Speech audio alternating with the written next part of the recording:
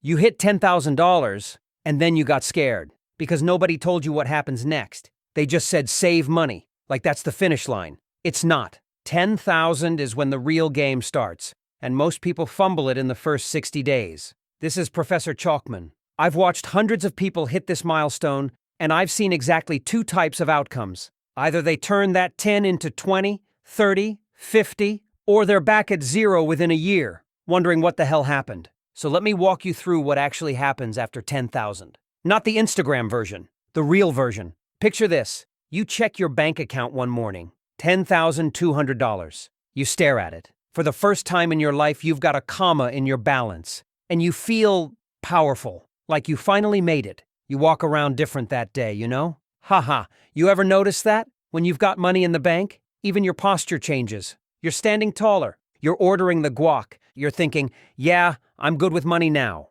And that's when the danger starts. Because within 48 hours, your brain starts whispering, you deserve a reward. You worked so hard for this. Just a little celebration purchase. You've earned it. I had a student. We'll call her Maya. She saved her first 10 grand in 18 months. Brutal discipline. No trips, no new clothes, meal prepped every Sunday. She hit 10,000 on a Tuesday. By Saturday, she'd bought a $2,000 handbag. I asked her, Maya, why? And she broke down crying. She said, I wanted to feel like I'd arrived, like I wasn't struggling anymore. Here's what I told her. That bag didn't make you rich. It made you feel rich for one Instagram story. Now you're at 8,000, and the struggle you were running from, it's still there. You just paid 2 grand to delay facing it. She returned the bag. Not because I told her to, because she finally understood. The celebration comes after the blueprint, not before. So let me ask you, when you hit 10,000, what did you almost buy? Be honest. Was it a trip? A car upgrade?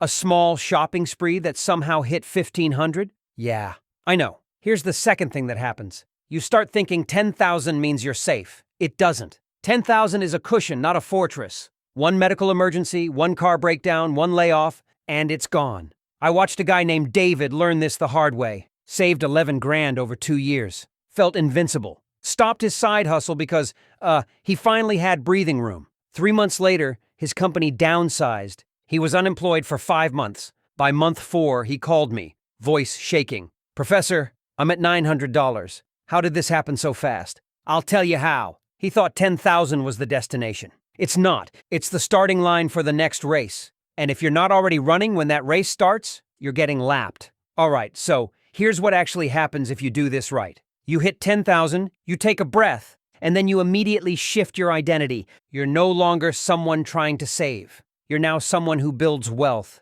Different game, different rules. What happens next is going to feel uncomfortable, but you'll understand why in a minute. The 20,000 blueprint starts with a split. That 10 grand, it's not one pile anymore. It's 3. Pile 1, your emergency fund. 3 to 6 months of expenses. For most people, that's $4,000 to $7,000. This money is boring. High-yield savings account, untouched, invisible. This is your life won't destroy me fund. Pile 2, your opportunity fund. $2,000 to $3,000. This is liquid, accessible cash for when life throws you a chance, not a crisis. A certification course, a business idea, a networking event. You know what's crazy? Most people save for emergencies but never save for opportunities. Haha, so they stay safe and stuck. Pile 3, your growth fund. Whatever's left, let's say 3,000. This money goes to work. Index funds, Roth IRA, brokerage account. This is the money that's going to turn into 20, 30, 50,000 while you sleep.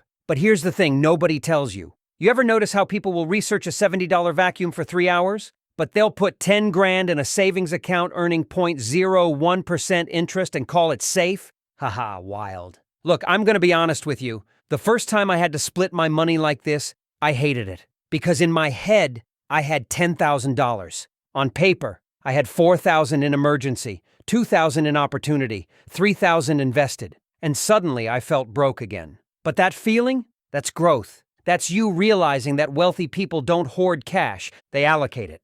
Here's where it gets interesting. Once your 10 is split correctly, getting to 20 happens faster than getting to 10.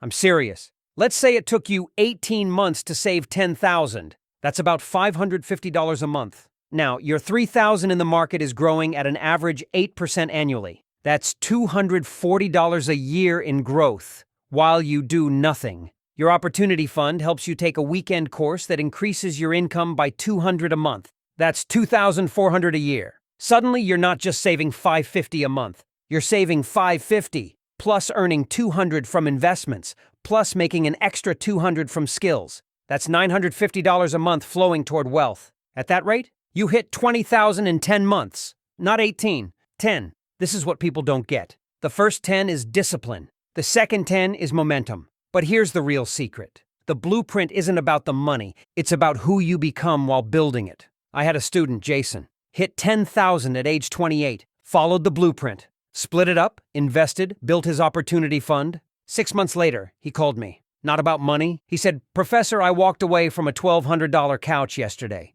Didn't even flinch. Old me would have financed it." That's the shift. The first 10 teaches you discipline. The second 10 teaches you discernment. You stop asking, "Can I afford this?" You start asking, "Does this move me closer to freedom?" Different question, different life. And yes, sometimes the answer is no to things that used to feel important. Like, you know what I stopped buying after I understood this? Lottery tickets. Haha. Not because I'm responsible. Because I finally realized I'm building my own jackpot. Why would I fund someone else's dream when I'm in the middle of building mine? So here's what I need you to understand. If you've got 10,000 right now, you're not rich yet, but you're dangerous. Because you've proven you can delay gratification. You've proven you can build. Now it's about building faster and smarter and with intention. The 20,000 blueprint isn't complicated. Split your money. Protect yourself. Fund your opportunities. Let the market work while you work. And watch what happens. Now for your homework. This one's gonna sting, but it's necessary. If you have $10,000 right now, I want you to split it tonight. Emergency fund, opportunity fund, growth fund. Write down the exact dollar amounts. And here's the painful part. I want you to calculate how much you would have had if you'd done this a year ago. Run the numbers. 8% annual return. The side income from one opportunity. Write it down. Look at it. And realize every day you wait is a day you're choosing to stay at 10 instead of building to 20. The first 10 proves you can save. The second 10 proves you can build. Most people never make it past 10 because they celebrate too early. Or they freeze in fear. Don't be most people. This is Professor Chalkman. Class dismissed.